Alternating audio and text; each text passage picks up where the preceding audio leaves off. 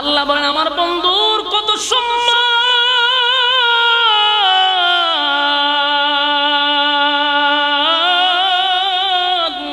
বন্ধুর কত সম্মান, কত সম্মান।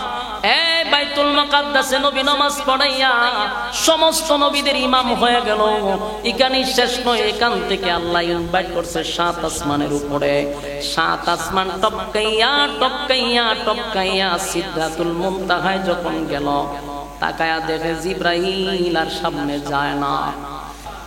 আল্লাহ বলেন মানুষের ইজ্জত আর সম্মান আমি বেশি দিছি। ওয়াতিন, 3 ফলের কসম করছে। ওয়াজাইতুন, জাইতুন ফলের কসম করছে। ওয়াতুর সিনিন, সিনাই পর্বতের কসম করছে। ওয়াহাযাল বালাদিল আমিন, পবিত্র মক্কা নগরীর কসম করছে। আল্লাহ কয় 4টা কসম করে বললাম, লাকাদ খালাকনাল ইনসানা ফি আহসানি তাকওয়িম। এই আশিকেরা শুন, ভালো করে খেয়াল করবেন। কয়টা কসম? 4টা কসম করে আল্লাহ বলেন মানুষের যে সুন্দর, মানুষের যে সম্মান আমি আল্লাহ কাউরে দেই নাই। জোরে কোন সুবহানাল্লাহ।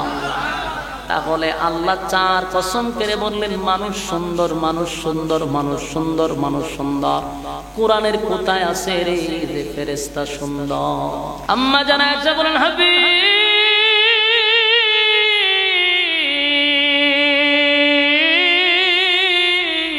চোখের পানি গুলো ছেড়ে দিয়া কান্দেন। আমার আব্বা ইমামতি করে এই জন্য কান্দেন।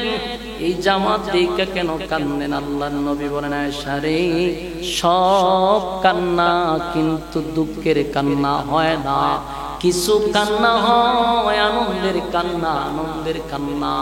আয়েশা, এই যে বিশাল একটা জামাত আমার সামনে দাঁড়ায় আছে, এই জামাতটা কায়েম করতে গিয়ে আমি নবী 13টা বছর মক্কার জিন্দেগিতে কত মাইর খাইলাম, কত পাথরের আঘাত আমি সহ্য করলাম, কত সাহাবায়ে কেরাম শাহাদাত বরণ করলো। আয়েশা আমার, আয়েশা গো, সেজদায় গেলে আমার পিঠের উপরে উটের নারী বুড়ি পর্যন্ত তারা রেখে দিত। এত কষ্টের বিনিময়ে আজকে আমি নাই, কিন্তু আমার সাহাবীরা আমার অনুপস্থিতিতে বিশাল একটা জামাতের আয়োজন করছে। আমার খুশিতে আনন্দে চোখের পানি আর ধরে রাখতে পারলাম না। এবার আমি চলে গেলেও আর কোনো দুঃখ নাই। আমার সাহাবীরা আমার পরে এইভাবে নামাজ পড়বে।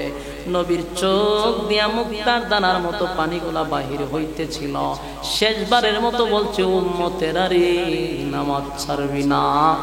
এ আশিকে রাসূল মুখে মুখে মুখে মুখে শুধু আশিকে রাসূলের স্লোগান দিয়া মিছিল মিটিং করলেই তো নবীরে পাওয়া যায় না রে। মিছিল মিটিং দিয়া আনন্দ কইরা যদি নবীরে পাওয়া যাইত, আবু লাহাব জান্নাতে থাকতো, আবু তালেব জান্নাতে থাকতো। নবীর আগমনে আবু লাহাব খুশি ছিল, আবু তালেব খুশি ছিল, কিন্তু নবীর আদর্শ অনুযায়ী জীবন যাপন করে নাই, নবীর তরিকা অনুযায়ী জীবন যাপন করে নাই, নবীর ইতাআত করে নাই, নবীর অনুসরণ করে নাই। শুধু ভালোবাসা গেছে, শুধু ভালোবাসা দিয়া জান্নাত পাওয়া যায় না। خلق عظيم وقال تعالى والضحى والليل إذا سجى ما ودعك ربك وما قلى وللآخرة خير لك من الأولى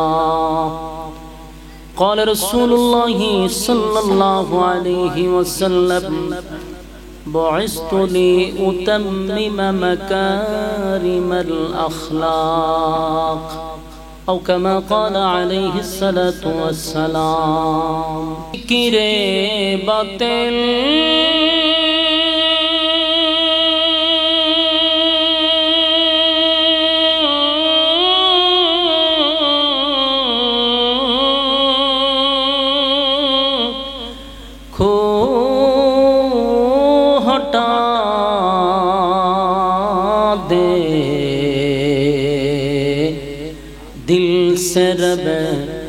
जिक्र में तेरे लगा दे रोज शाबला इलाहा इल्लाल्लाह। তার মানে রাসূলের জন্মটা নিয়ে ইখতিলাফ আছে যে জন্ম হইছে ওই 8 তারিখ হইছে, আনালে 12 তারিখ হইছে, আনালে 11 তারিখ 10 তারিখ, নির্দিষ্ট 12 তারিখই হইছে এটা কেউ বলতে পারবে না, ইখতিলাফ আছে।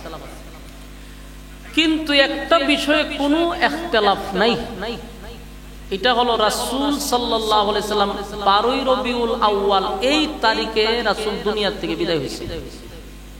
আমার কথা আমরা বুঝিনি, বুঝলে হানা কই। দেখেন জন্ম নিয়ে ইখতিলাফ আছে, 8 তারিখও হইতে পারে, 10 তারিখও হইতে পারে, 12 তারিখ হইতে পারে, কিন্তু রাসূলের ওফাত নিয়ে কোনো ইখতিলাফ নাই। রাসূল যে 12 তারিখে দুনিয়া থেকে বিদায় হইছেন এটার ব্যাপারে কোনো দ্বিমত নাই। এখন আমার আপনার প্রশ্ন, 100% 12ই তারিখ রাসূল দুনিয়া থেকে বিদায় হইছে, তাহলে এই তারিখটা মূলত আসলেই আনন্দের তারিখ না বেদনার তারিখ, কান্নার তারিখ না কেক কাটার তারিখ? এই এতটুক বুঝাইতে গেলে এরা তো রাসূলের দুশমন, কথা বুঝছেন? যখন আপনি একেবারে এদেরকে খন্ড খন্ড করে বুঝাইবেন তখন আপনার উপরে একটা অপবাদ দিব যারা দুশমনের রাসূল, আমরা রাসূলের দুশমন। কিন্তু আমি এটা বুঝাইতে চাই যে 12ই রবিউল আউয়াল এই তারিখে রাসূল যে বিদায় হইছে, ইন্তেকাল হইছে, এতে কোনো সন্দেহ নাই, কোনো ইখতিলাফ নাই। কিন্তু জন্ম তারিখটা নিয়ে ইখতিলাফ আছে। ইখতিলাফ কেন আছে? যখন রাসূল জন্মগ্রহণ করছে তখনকার যুগটা শিক্ষিত যুগ ছিল না, ওই যুগটা ছিল সবচেয়ে জাহিলিয়তের যুগ, বর্বরের যুগ। ওই যুগে তারিখ লিখে রাখার মতো এরকম তখনকার যুগে কেউ ছিল না, এতটা গুরুত্ব দেয় নাই, রাসূলের জন্ম তারিখ কেউ লিখেও রাখে নাই, সিস্টেমও ছিল না। এই জন্য ইখতিলাফ 8 তারিখ, 12 তারিখ, 11 তারিখ। কিন্তু যেহেতু সাহাবায়ে কেরামরা ছিল, বিজ্ঞ সাহাবায়ে কেরামরা ছিল, লেখার মতো যোগ্যতা ছিল, তখন যখন রাসূল ইন্তেকাল করছে সাহাবায়ে কেরাম সেই তারিখটা ঠিক রাখছে, তাই এতে কোনো ইখতিলাফ নেই। তাহলে যেই তারিখটাতে 100% রাসূল ইন্তেকাল করছে এই তারিখটা কোন অ্যাঙ্গেলে আনন্দের দিন হয় অন্ততপক্ষে আমার ব্রেনে ধরে না। এখন আমাদের উলামায়ে কেরাম যারা আছে, আমরা সেই দিনটা আসলে আমরা আনন্দ করি না, আমরা কেকও খাটি না, ফিকা বইটা নাচানাচিও করি না, ডিজে গানের আয়োজনও করি না। এখন আমরা কোনো জোরে রাখি ডিজে গানের আয়োজন করে, আমি নিজে দেখছি, আমি নিজে চোখে দেখছি ডিজে করতে। বক্সের মধ্যে লাগাইছে পাকিস্তানি এক ধরনের গজলের মতো, এটা দ্রিম দ্রিম বাড়ি দেয় আর এখানে নাচে, এমন নাচা শুরু করছে। আমি ভিডিও করছি, ফেসবুকে ছাড়ছি। আজ থেকে 3 বছর আগে একটা ভিডিও করছিলাম, আমার ফেসবুক পেজে দেখেন আছে না নাই, নাচতেছে ইতাইতা করে। রাসূলের আনন্দে তোরে নাচার কথা বলছে ডিজে গানের মতো। আর ইদানিং তো সোশ্যাল মিডিয়াতে অনেকে ছাড়ছে ও কোন কোন জায়গাতে নাচানাচি করে, ভিডিও বাইরিছে। জাগা এরপরও তারা মহব্বত নিয়ে এটা করে, এতে কোনো সমস্যা নাই, আনন্দে করে রাসূলের আগমনে, এটা তো বাধা দিতেছি না আমরা। কিন্তু আমরা করি না কেন? আমরার ভিতরে এটা আছে যে রাসূল এই তারিখে 100% বিদায় হয়েছে, এই জন্য আমরা এই তারিখটা আনন্দ আমরার ভিতরে আসে না। এই তারিখে আমাদের উলামায়ে কেরামরা তারা বৈশা বৈশা কান্দে, দুরূদ শরীফ পড়ে। কথা বুঝতেছেন? ওনা আমরা যে করি না এর লাগি আমরা কয় যে এরা রাসূলের দুশমন। এটা কি কোনো যুক্তির কথা? স্লোগানের কত নমুনা। এখন আসুন মাইনা নিলাম আমরা আনন্দ মিছিল করি না, সাহাবায়ে কেরাম করছে কিনা এটা তো জানা দরকার। কথা বল না দিন, আমরা কাদেরকে ফলো করি? সাহাবায়ে কেরাম হলো আমাদের জন্য মডেল, আমরা তাদেরকে অনুসরণ করি, অনুকরণ করি। সাহাবায়ে কেরাম যা করছে না আমরা তা করব না। কথা কই না। রাসূলের ইন্তেকালের পরে আবু বকর সিদ্দিক রাদিয়াল্লাহু তাআলা উনি দেশ শাসন করছেন।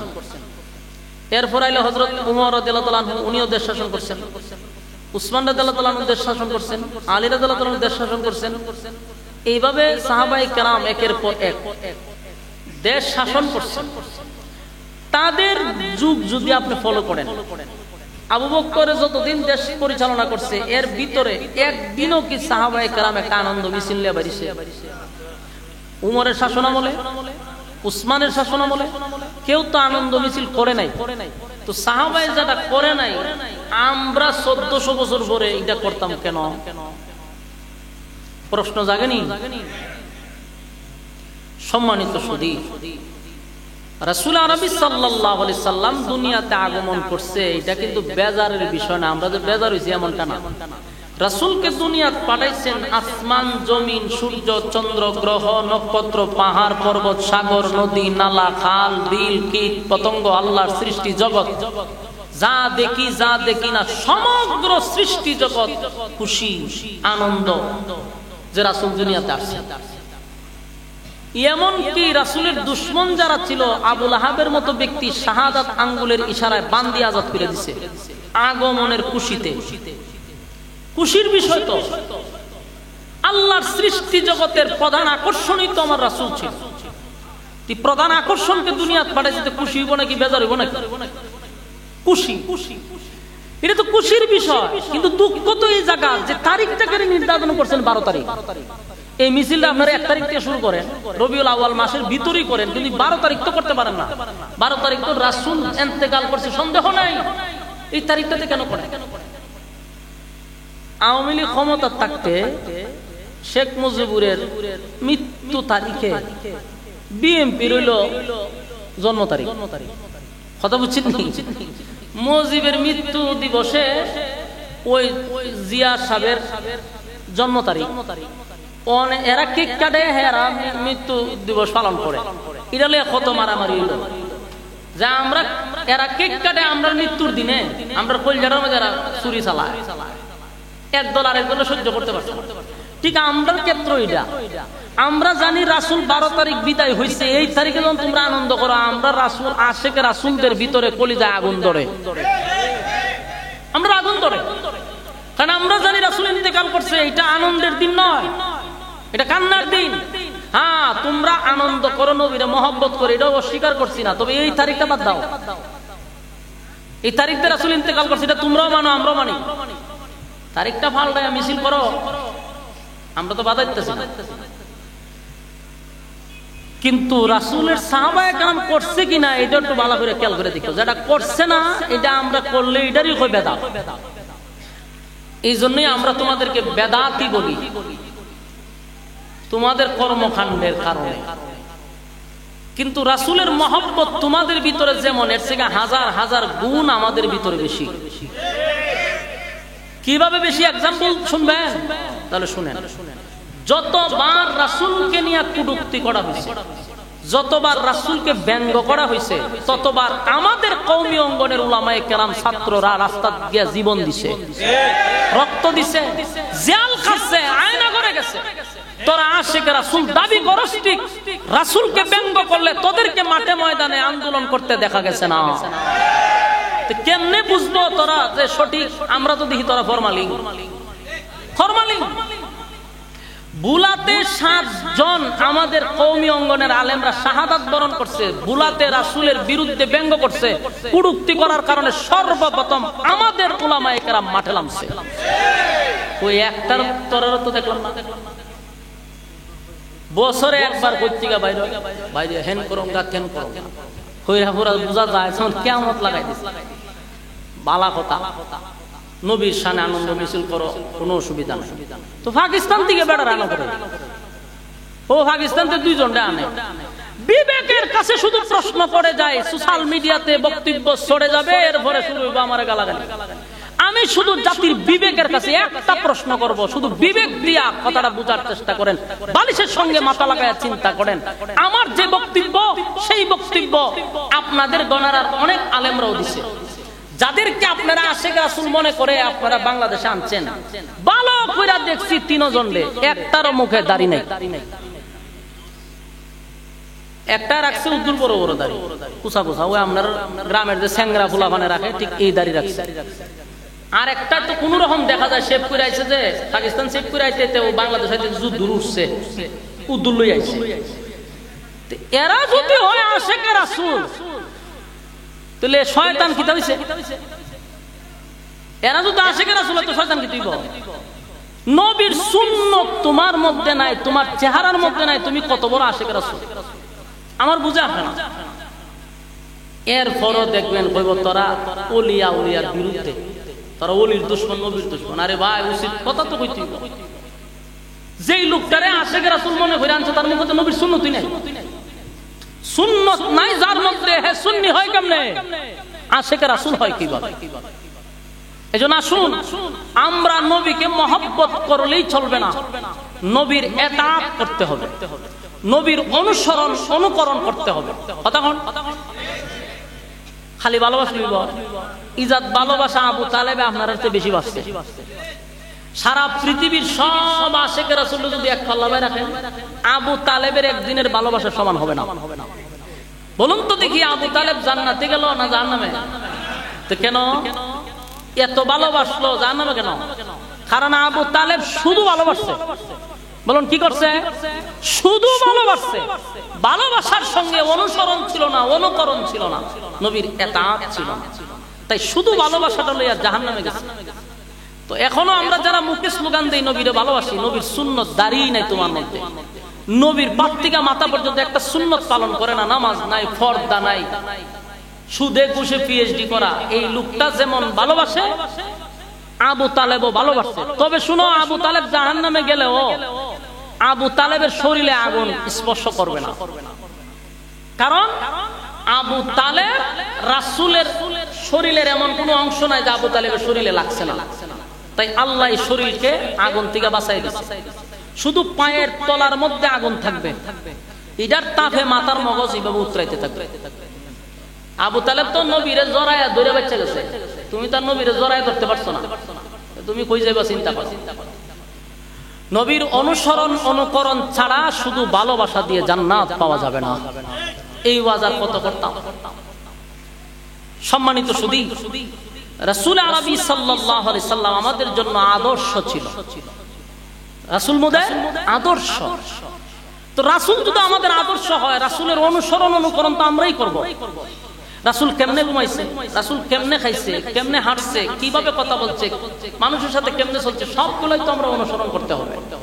তেনা আমরা আশিক রাসূল কথা কই না দিই না? বছরে একবার বাইরে মিছিল দিলে আশিক রাসূল হওয়া যায়?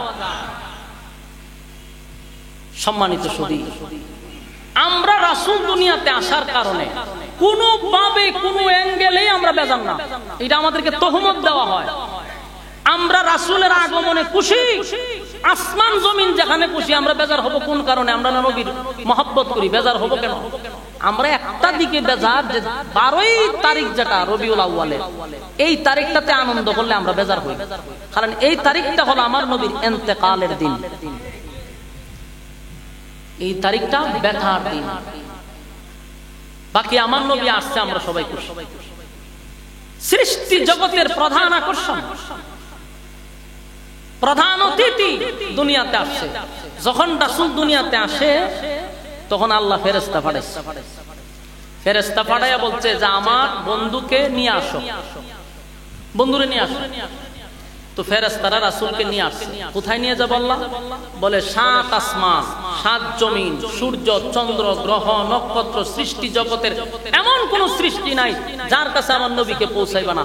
সব জায়গাতে আমার বন্ধুরে পরিচয় করায়া দাও। সুবহানাল্লাহ। রাসূল আল্লাহ বাড়ি দিয়ে কইবে, চিন্তা করেন, নবী আসার পরেই সমগ্র সৃষ্টি জগতের সাথে নবীরে পরিচয় করাই দিয়েছে। কেন পরিচয় করাইলো?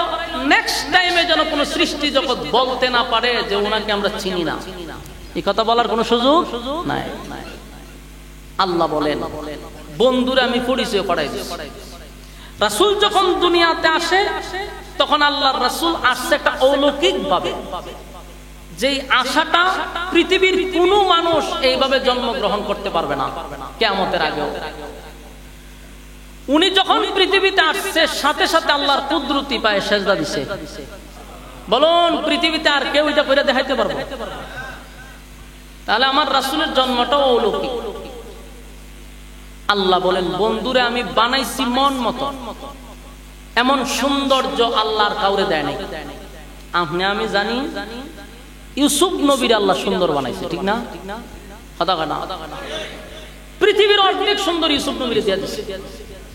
আম্মা জান আয়েশার কাছে সম্ভ্রান্ত পরিবারের মদিনার মানুষ গেছে, মদিনার মহিলারা গিয়া বলে আম্মা জান আমরা শুনছি ইউসুফকে আল্লাহ সৌন্দর্য দান করছে। ইউসুফকে দেখা মিশরের সম্ভ্রান্ত পরিবারের মেয়েরা হাতের আঙ্গুল কেটে ফেলছে। তাহলে ইউসুফ নবী বেশি সুন্দর ছিল না আমার নবী বেশি সুন্দর ছিল?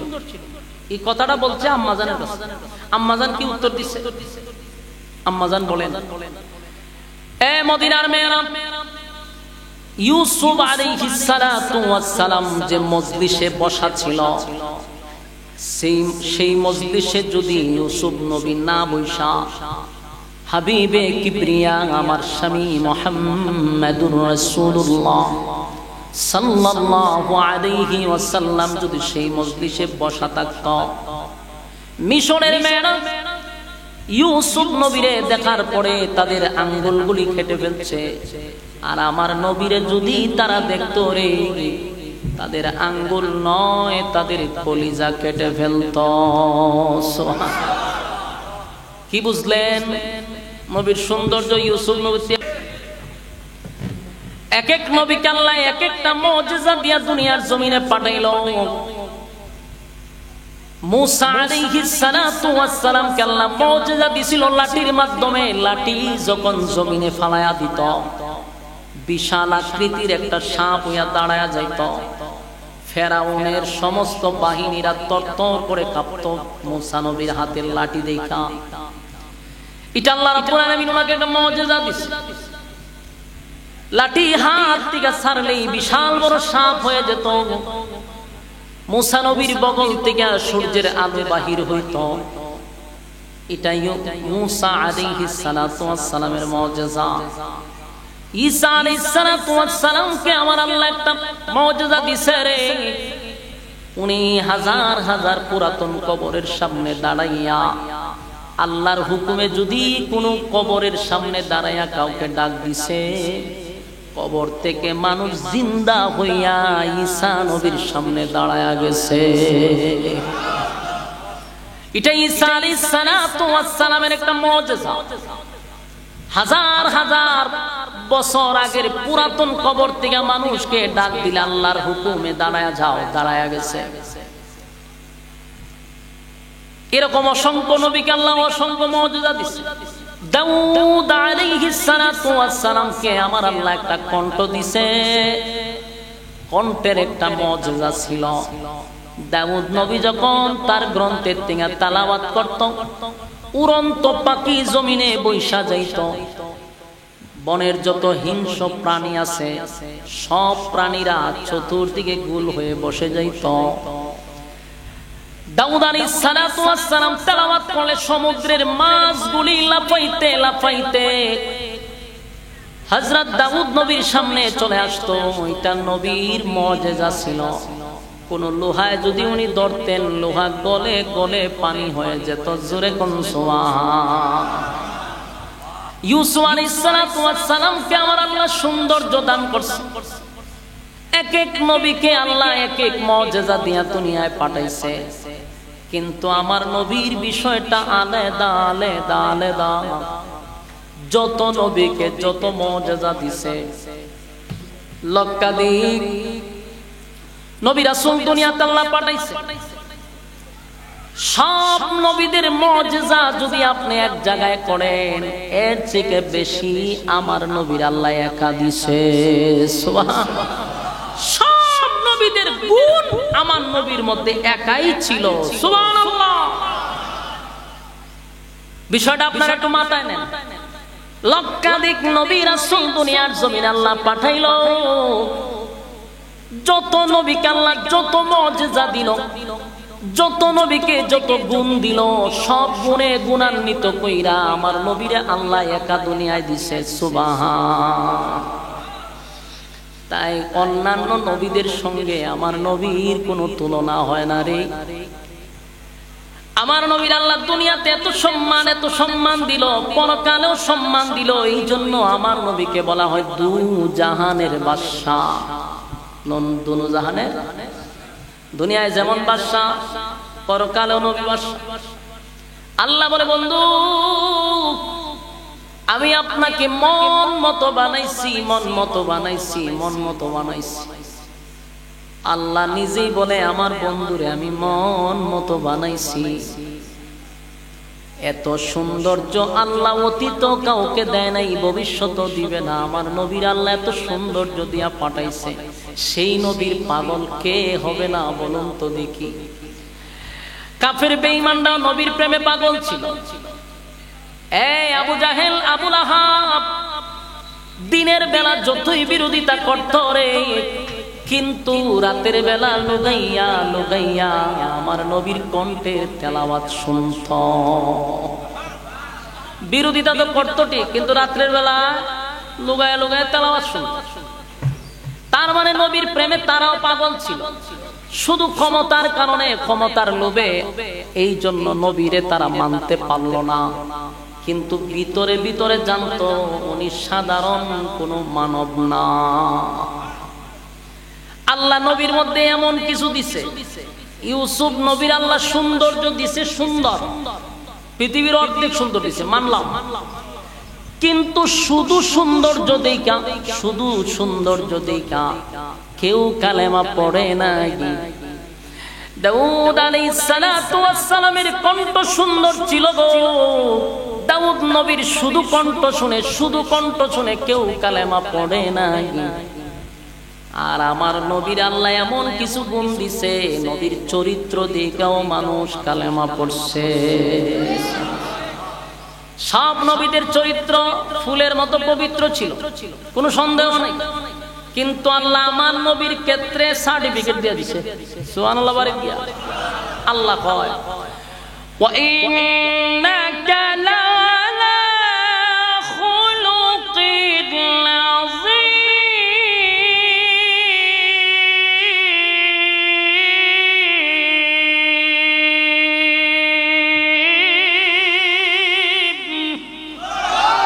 আল্লাহ কয় আপনার আজিম চরিত্র দিছি। সবার, সব নবীদের চরিত্র ভালো ছিল, এতে কোনো সন্দেহ নাই। কিন্তু আমার নবীরে আল্লাহ চরিত্রের সার্টিফিকেট দিয়া দিল, বন্ধু আপনারে আজিম চরিত্র দিলাম। জোরে কোন সুবহান। নবীর চরিত্র দিকে কালেমা পড়ছে, খালি চরিত্র দিকে। এখানে শেষ না, আল্লাহর হাবিবের চরিত্র দিকে কালেমা পড়ছে রে। অনেক বেঈমানরা কয় ওনার মতো ভালো মানুষ তো কেউ হতে পারে না। এক কাফের বেদুইন ইহুদি, মুসলমানের সেজদার জায়গা হলো মসজিদ। মসজিদের মধ্যে আইসা হে দাঁড়াইয়া প্রস্রাব করা শুরু করছে। চিন্তা হলো কত বড় বেদ তুমি। আচ্ছা যদি মনে করেন খারিয়া ব্রাহ্মণবাড়িয়ার সবচেয়ে বড় জামের মসজিদে যদি খারিয়া কেউ মিথ্যা দেয়, ইয়ার খল্লা থাকবো নি?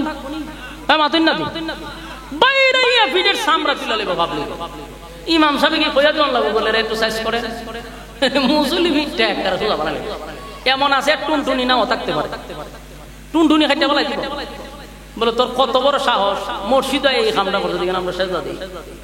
তো আর রাসূল সাহাবায়ে কেরামদেরকে লই এক জায়গা থেকে আইসা আয়া দেখে সব বনার হে মসজিদে নববীর ভিতরে বইয়া খারিয়া মুত্তাজে। সাহাবায়ে কেরামের মধ্যে একজন ছিল হযরত ওমর। নরম না গরম? দেখা মাত্রই বাইক রইছে, তরবারিটা বাইর কইরই খালি মারবো। আল্লাহ রাসূল সাবধান, কেউ যদি প্রস্রাব করে তারে মাঝখানে আটকায়ও না, তাহলে তার ক্ষতি হইতে পারে, সে অসুস্থ হয়ে যাবে। সুবহানাল্লাহ কইতেন না? আমরা যত বড় ফিরসাব বলি, ফিরসাব খান হাত গিয়া যদি কেউ খামটা করে, ফিরসা করবো ফিরাগি পরে, তসবি পরে, আগে ফিরটালো কথা কই না দি। ফিরাগি থাকলে থাকবো, না থাকলে না, শয়তান মানুষ করলাম আজকে বাইরিয়া।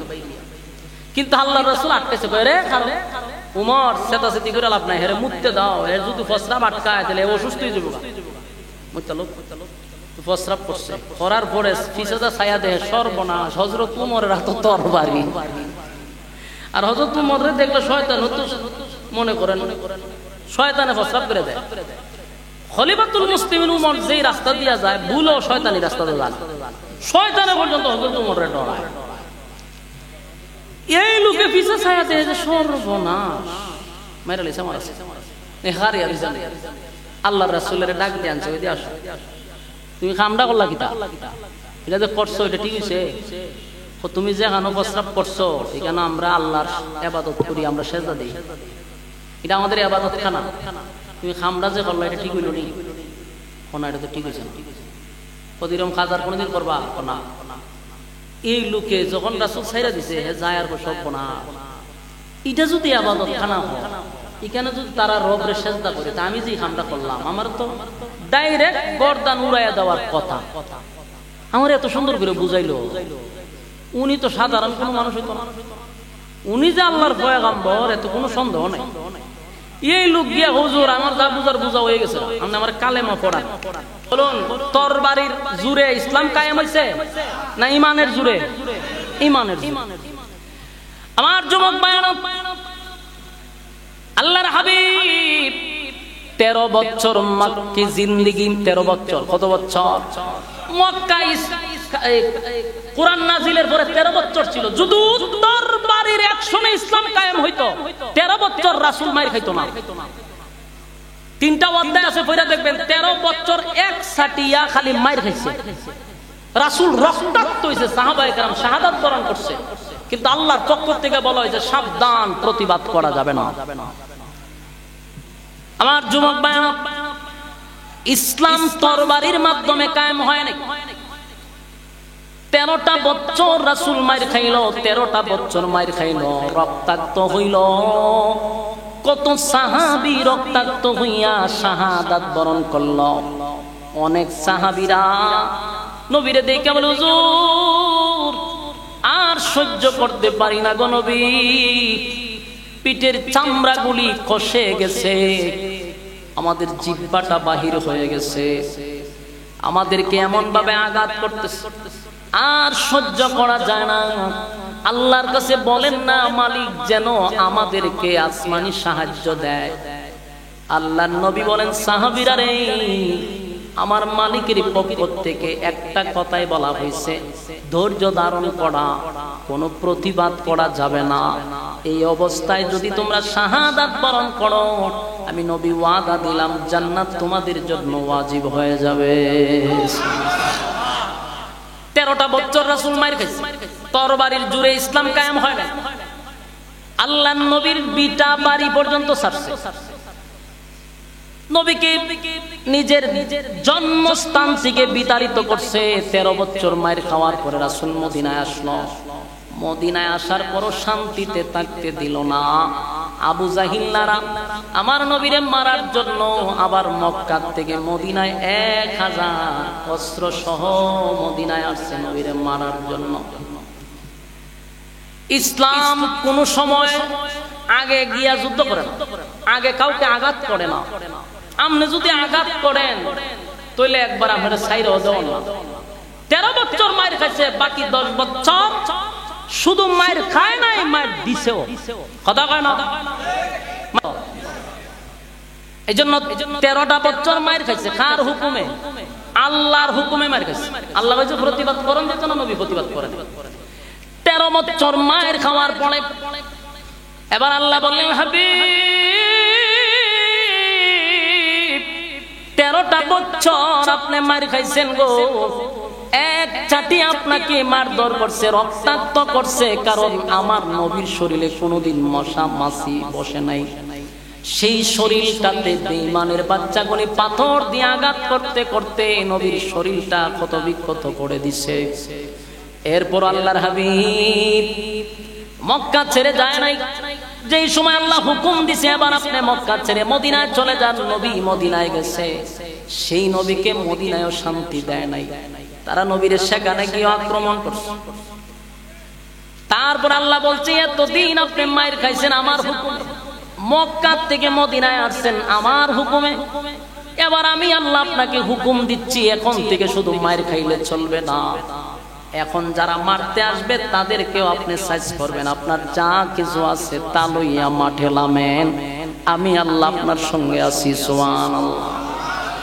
313 জন সাহাবী লইয়া নবী সেদিন মাঠে নাইমা যখন যুদ্ধ শুরু করলো, 1000 অস্ত্র সহ যুদ্ধ কইরাও তারা পালাইছে। এই সাহাবীদের সামনে তারা টিকতে পারল না, সবগুলারে সাইজ করে ইসলামকে আল্লাহ বিজয় দান করছে। সুবহান। আমার বায়ানা, আমার নবীরে তো আল্লাহ যুদ্ধ করার জন্য পাঠায় নাই, নবীরে আল্লাহ পাঠাইছে রাহমাতাল লিল আলামিন হিসাবে।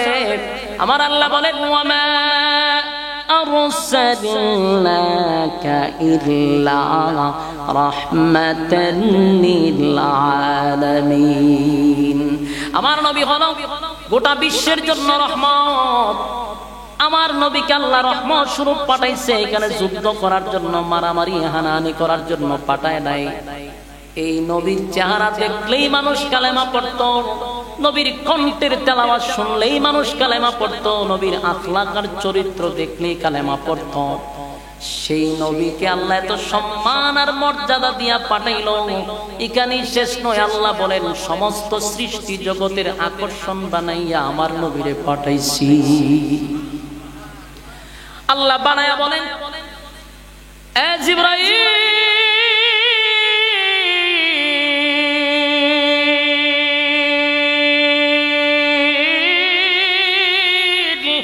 আমার বন্ধুরে আমি পাঠাইলাম, এই বন্ধু দুনিয়াতে আগমন করার সাথে সাথে গোটা সৃষ্টি জগতের সাথে বন্ধুর একটা পরিচয় করায়া দাও।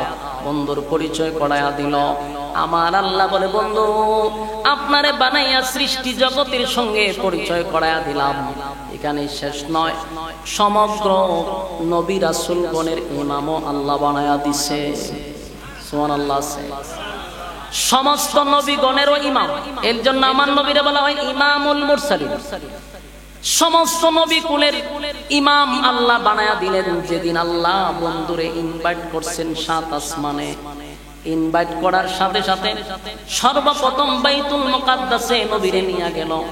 সেখানে নেওয়ার পরে আগের থেকে যত নবী রাসূল দুনিয়াতে অতীতে আল্লাহ পাঠাইছে সব নবীদেরকে আল্লাহ বসায় রাখছে। আমার নবী আসার পরে আমার নবী যখন বাইতুল মুকাদ্দাসে ঢুকলো, জিবরাইলকে বলে জিবরাইল রে, গভীর রাত্রিতে গোটা মসজিদটা ভরপুর হয়ে আছে, তো মুসল্লি এত রাত্রে কিভাবে আসলো? জিবরাইল বলে হুজুর আপনার ইমামতির জন্য মানুষ অপেক্ষায় আছে। আদম আলাইহিস সালাম থেকে নিয়ে ঈসা রূহুল্লাহ পর্যন্ত সব নবী রাসূলগণ সেখানে বসা ছিল রে। আদম নবীর মনে মনে একটা তৃপ্তি ছিল, আমি যেহেতু প্রথম নবী, প্রথম মানুষ, বিশাল জামাতের ইমামতির দায়িত্বটা হয়তোবা আল্লাহ আমাকে দিবে। ইব্রাহিম খলিলুল্লাহ চিন্তা করল, আমি খলিলুল্লাহ আল্লাহর বন্ধু, মনে হয় আজকে এই বিশাল জামাতের ইমামতির দায়িত্ব আমি ইব্রাহিমকে দিবে। এমন প্রত্যেকটা নবী, মুসা পয়গম্বর, কালিমুল্লাহ চিন্তা করলো আল্লাহর সঙ্গে আমার একটা কথাবার্তা হয়তো ভালো সুসম্পর্ক, আজকে বিশাল এই জামাতের ইমামতি হয়তো আমাকে দিবে। এক এক নবীর ভিতরে কত কল্পনা, কত জল্পনা। কিন্তু যখন তাকায়া দেখে জিবরাইল আমার নবীরে হাতে ধইরা একেবারে সামনে ইমামতির মুসল্লায় নিয়ে দাঁড় করায়া দিছে। সমস্ত নবীর আশ্চর্য হইয়া বলেন, আমাদের সকলকে টপকাইয়া উনি কে আসলো যে উনাকে সবার আগে দাঁড় করায়া দিল? তখন একটা স্লোগান হলো, প্রধান অতিথির আগমন। বলেন শুভেচ্ছার স্বাগত। প্রধান অতিথি সিস্টেম হলো সবার শেষে আসে, তাই সবাই অপেক্ষা করতেছিল প্রধান অতিথির জন্য। আমার নবীরে আল্লাহ প্রধান অতিথি বানাইয়া ইমামতির মুসল্লায় দাঁড় করাইছে। জিবরাইল বলে হুজুর এখানে 2 রাকাত নামাজ পড়াবেন। আল্লাহর নবী যখন নামাজে দাঁড়ায়া গেল, পিছনে শুধু সমস্ত মুসল্লিরা ছিল, সব নবীরা ছিল, নবী রাসূলগণ দাঁড়ায়া ছিল। সুবহানাল্লাহ। সাধারণ কোনো মুসল্লি না, সব হইল নবী রাসূল। আল্লাহর হাবিব সালাম ফিরানোর সাথে সাথে জিব্রাইল বলে হুজুর জানেননি আজকে আপনার পিছনে কারা নামাজ পড়ছে? নবী কয় না, আমি কেমনে জানবো? তুমি বললে জানতে পারবো। নবী গো, আজকে আপনাকে ইমামুল মুরসালিন বানায়া দিছে। আপনি যাদেরকে নিয়ে নামাজ পড়ছেন, আদম থেকে নিয়া ঈসা রূহুল্লাহ সমস্ত নবী রাসূলগণকে আপনার পিছনে দাঁড় করাইয়া মুসল্লি বানাইয়া আপনারে ইমাম বানাইয়া সম্মান বাড়ায়া দিছে। আল্লাহ বলেন আমার বন্ধুর কত সম্মান,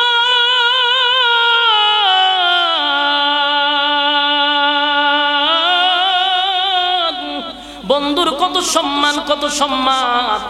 এই বাইতুল মুকাদ্দাসে নবী নামাজ পড়াইয়া সমস্ত নবীদের ইমাম হয়ে গেল। এখানেই শেষ নয়, এখান থেকে আল্লাহ ইনভাইট করছে 7 আসমানের উপরে। 7 আসমান টপকাইয়া টপকাইয়া টপকাইয়া সিদরাতুল মুনতাহায় যখন গেল, তাকায়া দেখে জিব্রাইল আর সামনে যায় না। আল্লাহর নবী বলেন, এ জিব্রাইল, মক্কা থেকে নিয়া সিদরাতুল মুনতাহা পর্যন্ত তুমি আমার সফর সঙ্গী ছিলা, হঠাৎ করে আমাকে ছেড়ে তুমি চলে যাও কেন? জিব্রাইল হুজুর, সামনে যাওয়ার আর কোনো অনুমতি নাই। এখন আমার আর যাওয়ার অনুমতি নাই, তো যাবো কেন? এখান থেকে আপনি একাই চলে যাবেন। আপনার জন্য স্পেশাল প্রাইভেট কার পাঠাইতেছে, রফরফ নামক প্রাইভেট কার পাঠাইতেছে, এখানে উঠতে আপনি দেবেন না। সুবহানাল্লাহ। আল্লাহর হাবিব বলেন, জিবরাইল রে, সব জায়গার সফর সঙ্গী তুমি ছিলা, এখন কেন আমি একা একা যাব? বলো হুজুর, সামনে আগাইলে আমার অস্তিত্ব থাকবে না। এখানে একটা দলিল দেয় অনেক, হয় দেখছো নবী যদি নূর না হইতো তাহলে উপরে গেল কেমনে? জিবরাইল ফুইরা জায়গা, নবী জায়গা উপরে। ভাই নূর তো এটা স্বাভাবিক বিষয়, নূর দিয়া নবীরে সম্মান করা যায় না, নবীর ইজ্জত আরো কমানো হয়। কমানো কিভাবে? কারণ নূর হইল ফেরেশতারে আল্লাহ নূর দিয়া বানাইছে। আপনারাই বলুন, যদি ফেরেশতার দাম বেশি না মানুষের দাম বেশি? তো মানুষের দাম বেশি, নূর হইয়া নবীরে কমাইতেছেন কেন? আল্লাহ যে নূর দিছে নবীরে, এই নূর ফেরেশতারে দেয় নাই, আমার নবীরে স্পেশাল নূর দিয়া দিছে। শুধু নূর বইলা নবীরে তোমরা সম্মান কমাইতেছো। নূর যদি ফেরেশতার নূর যদি আল্লাহ রাসূলকে দেওয়া হইতো, তো জিবরাইলও তো সব করতে পারতো। আর সে আজিমে জিবরাইল যেতে পারছে? তা আপনারা নূর কইয়া কইয়া নবীরে তো ইজ্জত কমাইতেছেন। ফেরেশতাকে আল্লাহ নূর দিয়া বানাইছে, ফেরেশতাদের সম্মান বেশি নয়, মানুষের ইজ্জত আর সম্মান বেশি। সুবহানাল্লাহ। বারিক আল্লাহ বলেন, মানুষের ইজ্জত আর সম্মান আমি বেশি দিছি। ওয়াতিন, তিন ফলের কসম করছে। ওয়াজাইতুন, জাইতুন ফলের কসম করছে। ওয়াতুর সিনিন, সিনাই পর্বতের কসম করছে। ওয়াহাযাল বালাদিল আমিন, পবিত্র মক্কা নগরীর কসম করছে। আল্লাহ কয়, 4টা কসম করে বললাম, লাকাদ খালাকনাল ইনসানা ফি আহসানি তাকওয়িম। এই আশিকেরা শুন, ভালো করে খেয়াল করবেন, কয়টা কসম? 4টা কসম করে আল্লাহ বলেন, মানুষের যে সুন্দর, মানুষের যে সম্মান আমি আল্লাহ কাউরে দেই নাই। জোরে কোন সুবহানাল্লাহ।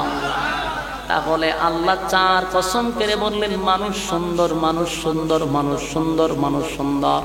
কোরআনের কোথায় আছে রে যে ফেরেশতা সুন্দর? কোথায় আছে ফেরেশতা সুন্দর? আল্লাহ সব জায়গায় বলে মানুষ সুন্দর।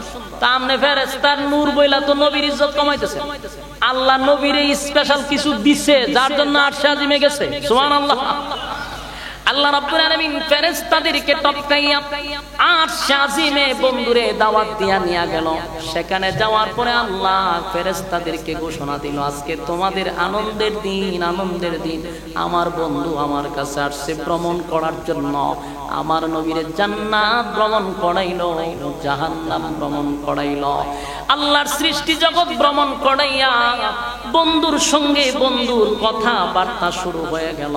বন্ধুর সঙ্গে বন্ধুর কথাবার্তা যখন শুরু হয়ে গেল, আল্লাহ বলে, বন্ধু আমার সৃষ্টি জগতের মধ্যে আপনারে আকর্ষণ বানায়া পাঠাইছি গো বন্ধু। আমি আপনারে দেখি, কিন্তু আমার মনটা চায় আমার বন্ধুরে আমি কেমন বানাইলাম। তাই আমার বন্ধুরে কাছে আইনা দেখার জন্য আরশে আজিমে আমি দাওয়াত দিছি। সুবহানাল্লাহ। আমার যুবক ভাইরা, এই সমস্ত ফেরেশতাদের সাথে আপনার পরিচয় করাইছি। আজকে আপনি শুধু দেখবেন আমার সৃষ্টি জগৎটা আমি কিভাবে বানাইলাম, কেমন বানাইলাম। তাই আমার বন্ধুর সঙ্গে শেয়ার করার জন্য, বন্ধুরে দেখার জন্য আমি আমার জায়গায় আনছি। বন্ধুরে আরশে আজিমের দাওয়াত দিয়াই না, আমি আল্লাহর সৃষ্টি জগৎটা আমার বন্ধুরে একটু দেখায়া দিলাম। আমি আপনার জন্মের পরে সমস্ত ফেরেশতাকে আপনারে দেখাইছি যেন সবাই আপনার সৌন্দর্য দেখে। আর আজকে দাওয়াত দিয়ে আনছি আমার সৃষ্টি জগতের সৌন্দর্য আপনারে দেখানোর জন্য। আমার যুবক ভাইরা, নবীর আগমনে সবাই খুশি, বেজার নয়, বেজার নয়, বেজার নয়। যেদিন নবী দুনিয়াতে আসছিল আল্লাহ সমস্ত ফেরেশতাদেরকে ছুটি দিয়া দিছে, আজকে শুধু তোমরা আনন্দ করবা। ফেরেশতারা আনন্দ করছে, আমরা কেন আনন্দ করব না? নবীর আগমনে আমরা কেন বেজার হব? আমরা যদি নবীর আগমনে বেজার হই, আমরা কি কোনো ক্ষেত্রে নবীর উম্মত হওয়া সম্ভব? কথা হয় না। আমরাও নবীর আগমনে খুশি, তবে আমাদের একটাই আবদার, এটা হলো 12ই রবিউল আউয়াল। এই তারিখটা নবীর ইন্তেকালের দিন, সেই দিনটাতে আনন্দ করা যায় না রে। সেই দিনটা যে আমার নবীর বিদায়ের দিন। আল্লাহর নবীকে সাহাবায়ে কেরাম জিজ্ঞাসা করতেন, হুজুর কেন গো আপনি সোমবারে রোজা রাখেন? আল্লাহর নবী বলেন, সাহাবীরা রে, আমি রোজা রাখি এই দিনটাতে আমি দুনিয়াতে জন্মগ্রহণ করছিলাম।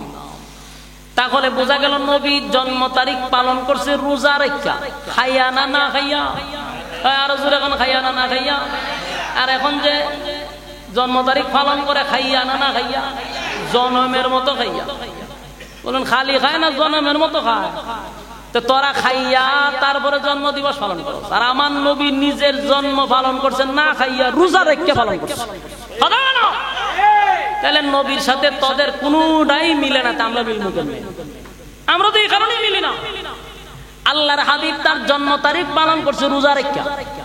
আশিকে রাসূল দাবি কইরা যদি সেদিন রোজা রাখতা, তাহলে বুঝতাম নবী রোজা রাখছে, তুমিও রোজা রাখছো। কিন্তু আমরা দেখি সেদিন তারা কেক কাটে, আবার বিরিয়ানি খায়, জনমের মতো খায়। আমার যুবক ভাইরা, মিথ্যা অপবাদ আমাদেরকে দিবেন না। নবীর আগমনে আমরা খুশি, তবে নবীর যাওয়াটাতেও আমরা ব্যথায় ব্যথিত, ঠিক কি না?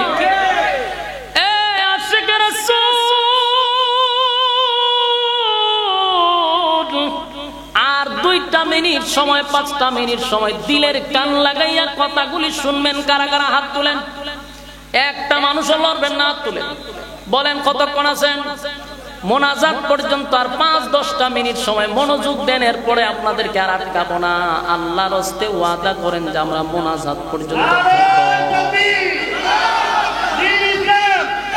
আমার যুবক ভাইরা, দিলের কান লাগায়া শুনেন, দিলের কান লাগায়া শুনেন। কেন আমরা ব্যথায় ব্যথিত? কেন আমরা ব্যথায় ব্যথিত? কোন মাযহাবের কোন ইমামরাও এটার মধ্যে দ্বিমত নাই। 12ই রবিউল আউয়াল এই তারিখটা হাবিবে কিবরিয়া দুনিয়া থেকে বিদায় হইছে, এতে কোনো সন্দেহ নাই। আল্লাহর নবীকে পাঠাইলেন সমস্ত জাহানের জন্য রহমত। নবী আমাদের জন্য রহমত, নবী আসমানের জন্য রহমত, সাগর নদী নালা খাল বিল সমগ্র সৃষ্টি জগতের জন্য নবী রহমত। সেই মায়ার নবী, দয়ার নবী চলে গেল। এই ব্যথায় বেদনায়, এই বিরহ ব্যথা আমি আপনি কেমনে সহ্য করি? সাহাবায়ে কেরাম সহ্য করতে পারে নাই। আপনারা ইতিহাস পড়ে দেখেন, রাসূল আরবি সাল্লাল্লাহু আলাইহি সাল্লাম যেদিন বিদায় হয়ে যাবে, এর 2-3 দিন আগ থেকে নবী অসুস্থ, নবী অসুস্থ, নবী অসুস্থ। আল্লাহর নবীর প্রচন্ড বুকে ব্যথা শুরু হয়েছে। নবীর কয়েকটা রূপ মৃত্যুর আগে দেখা দিল। ইন্তেকালের আগে নবীর মাথায় ব্যথা শুরু হয়ে গেল, বুকে ব্যথা শুরু হয়ে গেল। বুকে ব্যথা হওয়ার কারণ হলো নবীকে একবার ইহুদিরা বিষ খাওয়াইয়া দিছিল। বিষ খাবারের সাথে বিষ মিশাইয়া ইহুদিরা নবীরে খাওয়াই দিছিল। জাগায় 2জন সাহাবী শাহাদাত বরণ করছে, কিন্তু আল্লাহ রাসূলকে হেফাজত করছে। সেই যে বিষ নবীরে খাওয়াইছিল, নবী সেদিন ইন্তেকাল করে নাই। ইন্তেকালের কিছুদিন আগে পয়গম্বরের এই বিষের একটা চাপ নবীর বুকে প্রচন্ড ব্যথা শুরু হয়েছে। নবীজির বুকে প্রচন্ড ব্যথা। মাথায় ব্যথা, প্রচন্ড জ্বর। এই জন্য কোনো মানুষ যদি জ্বরে মারা যায়, নবীর সুন্নাত, নবীর শরীরে জ্বর উঠছে, আমাদের শরীরে জ্বর উঠলে জ্বরে মারা গেল, অনেকে বলছে এটা শাহাদাতের মর্যাদা দেওয়া হয়।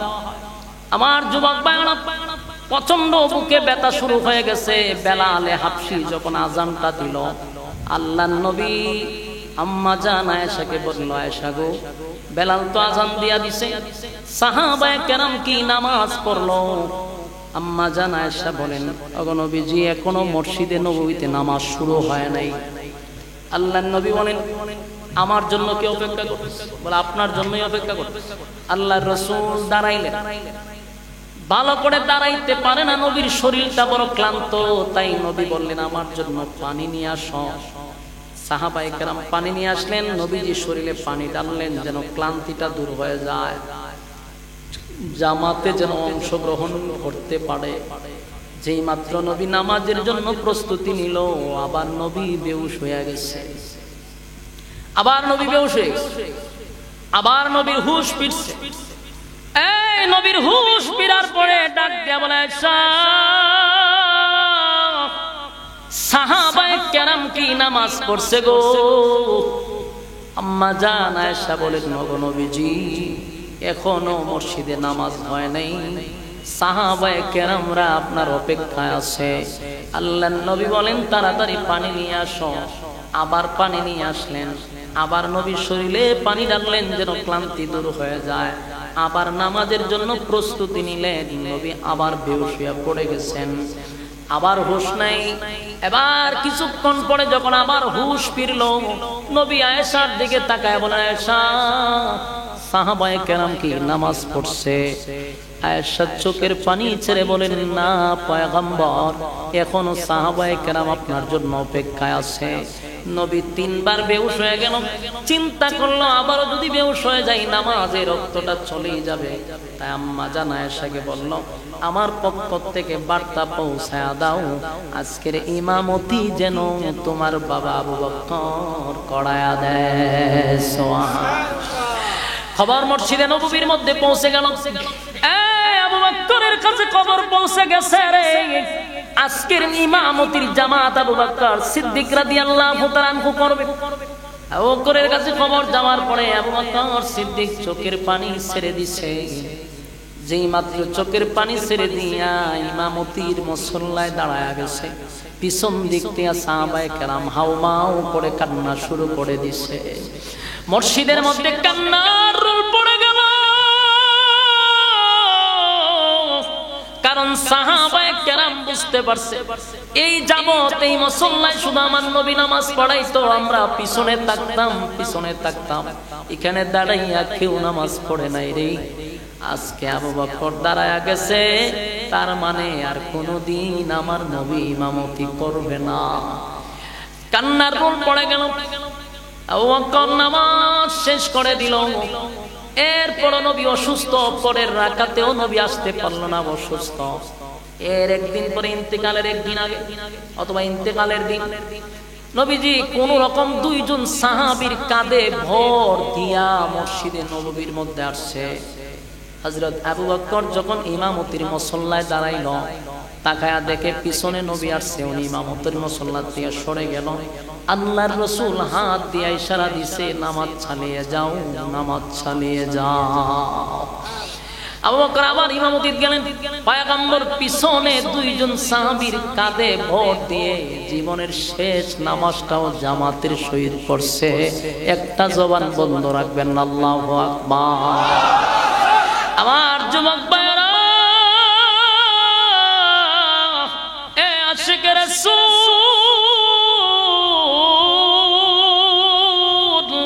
জীবনের শেষ নামাজ আমার নবী দুইজন সাহাবীর কাঁধে ভর দিয়া জামাতের সহিত নামাজটা পড়লো রে। আর তোমরা সকাল বেলায় মিছিলে বাহির হও, নামাজের খবর নাই, সুন্নতের খবর নাই। পিকআপের মধ্যে ওইটা বড় বড় স্পিকার লাগাইয়া স্পিকারের সাথে নাচানাচি করো, এটা বুঝি আমার নবীর আগমনের আনন্দ। এই আনন্দ কোনো মুসলমানের ভিতরে থাকতে পারে না, কারণ এই তারিখে আমার নবী চলে গেছে। যাওয়ার ব্যথা প্রত্যেকটা আশিকে রাসূলের ভিতরে থাকার দরকার আছে না নাই? আল্লাহর নবী যে আমাদেরকে ছেড়ে চলে গেল গো, সেই ব্যথায় ব্যতীত হওয়া দরকার। যেদিন নবী বিদায় হয়ে যাবে সেদিন আর মসজিদে ঢুকতে পারল না। আল্লাহর নবী কখনো হুশ, কখনো বেহুশ, কখনো হুশ কখনো বেহুশ। একটা সময় আল্লাহর নবী বুঝতে পারছে আমার যাওয়ার সময় হয়ে গেছে। আম্মা জান আয়েশার দিকে তাকায় বলে, আয়েশা আমার মেসওয়াক দাও, আমার মনে হয় গো আমার সময় শেষ। আম্মা জান তাড়াতাড়ি একটা মেসওয়াকের ব্যবস্থা করলেন। মেসওয়াকটা খুব প্রচন্ড শক্ত ছিল, তাই আম্মা জানের দাঁত দিয়ে এটারে চিপাইয়া নরম করে নবীর মুখে দিলেন। নবীজি এই অবস্থায় একটা মুস্কি হাসি দিয়া আম্মা জানের দিকে তাকায়া বললেন, আয়েশা রে, জীবনে তোমার হক ঠিক মতো আদায় করতে পারলাম না, আমারে তুমি ক্ষমা করে দিও। তাই তোমারে খুশি করার জন্য নবীজি মিসওয়াক না করে আম্মা জানের মুখের লালাটা নবীজি চিপাইয়া চিপাইয়া মৃত্যুর আগে, ইন্তেকালের আগে আম্মা জানের লালা নবীর মুখে ছিল। মিসওয়াক করে আল্লাহর হাবিব বুঝতে পারছে মালাকুল মউত আজরাইল আমার কাছেই চলে আসছে। আল্লাহর নবী তখন ফজরের নামাজ মসজিদে চলতেছিল। আবু বকরের ইমামতিতে মসজিদে নববীর মধ্যে ইমামতি যখন চলতেছিল, নবীজি বলেন, আয়েশা গো, আমি উঠতে পারি না, দাঁড়াইতে পারি না, শরীরটা প্রচন্ড দুর্বল, কিন্তু আমার মনটা চায় শেষবারের মতো যদি আমি নামাজের দৃশ্যটা একটু দেখতাম। আম্মা জান আয়েশা বলেন, আমি আমার পয়গম্বরকে এইভাবে ধরে নবীর মাথা মুবারকটা মসজিদে নববীর দিকে ধইরা রাখলাম, কারণ একই ঘরের ভিতরে মসজিদ, শুধু পর্দারই পারে মসজিদ, পর্দারই পারে নবীর হুজুরা। তাই নবী পর্দা সরাইয়া ইমামতির জামাতটা ভালো করে দেখলেন। নবীর চোখ বেয়ে বেয়ে পানিগুলা মুক্তার দানার মতো পড়তেছিল। আম্মা জান আয়েশা বলেন, হাবিব,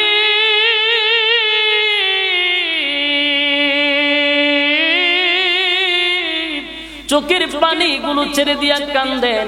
আমার আব্বা ইমামতি করে এই জন্য কান্দেন। এই জামাত দেখে কেন কান্দেন? আল্লাহর নবী বলেন, আয়েশা রে, সব কান্না কিন্তু দুঃখের কান্না হয় না, কিছু কান্না হয় আনন্দের কান্না, আনন্দের কান্না। আয়েশা, এই যে বিশাল একটা জামাত আমার সামনে দাঁড়ায় আছে, এই জামাতটা কায়েম করতে গিয়ে আমি নবী 13টা বছর মক্কার জিন্দেগিতে কত মায়ের খাইলাম, কত পাথরের আঘাত আমি সহ্য করলাম, কত সাহাবায়ে কেরাম শাহাদাত বরণ করলো। আমার শরীরে কোনদিন মশা মাছি বসে না, কিন্তু আমার শরীরে অসংখ্য অগণিত আঘাতের চিহ্ন। এই আঘাতগুলি তায়েফের ময়দানে আমার বেঈমানরা মারছে। আয়েশা গো, সেজদায় গেলে আমার পিঠের উপরে উটের নারী বুড়ি পর্যন্ত তারা রেখে দিত। এত কষ্টের বিনিময়ে আজকে আমি নাই, কিন্তু আমার সাহাবীরা আমার অনুপস্থিতিতে বিশাল একটা জামাতের আয়োজন করছে। আমার খুশিতে আনন্দে চোখের পানি আর ধরে রাখতে পারলাম না। এবার আমি চলে গেলেও আর কোনো দুঃখ নাই। আমার সাহাবীরা আমার পরে এইভাবে নামাজ পড়বে। নবীর চোখ দিয়া মুক্তার দানার মতো পানিগুলা বাহির হইতেছিল। শেষবারের মতো বলছে, উম্মতেরা রে, নামাজ ছাড়বি না। এ আশিকে রাসূল, মুখে মুখে মুখে মুখে শুধু আশিকে রাসূলের স্লোগান দিয়া মিছিল মিটিং করলেই তো নবীরে পাওয়া যায় না রে। মিছিল মিটিং দিয়া আনন্দ কইরা যদি নবীরে পাওয়া যাইত, আবু লাহাব জান্নাতে থাকতো, আবু তালেব জান্নাতে থাকতো। নবীর আগমনে আবু লাহাব খুশি ছিল, আবু তালেব খুশি ছিল, কিন্তু নবীর আদর্শ অনুযায়ী জীবন যাপন করে নাই, নবীর তরিকা অনুযায়ী জীবন যাপন করে নাই, নবীর আতাআত করে নাই, নবীর অনুসরণ করে নাই, শুধু ভালোবাসা গেছে। শুধু ভালোবাসা দিয়ে জান্নাত পাওয়া যায় না, নবীর হাতের হাউজে কাউসারের পানি পান করা যায় না। নবীর সুন্নতগুলা যদি আমরা জিন্দা করি, এই যুগে যদি নবীর ছোট ছোট সুন্নতগুলা জিন্দা করি, আল্লাহর হাবিবের হাতের হাউজে কাউসারের পানি কিয়ামতের ময়দানে আল্লাহর নবী বরকতি হাতে আমাদেরকে পান করাবে। জোরে কোন সুবহান। এই নবীর সুন্নত অনুযায়ী কারা কারা চলবেন হাত তুলে দেখায়া দেন। লিল্লাহে তাকবীর।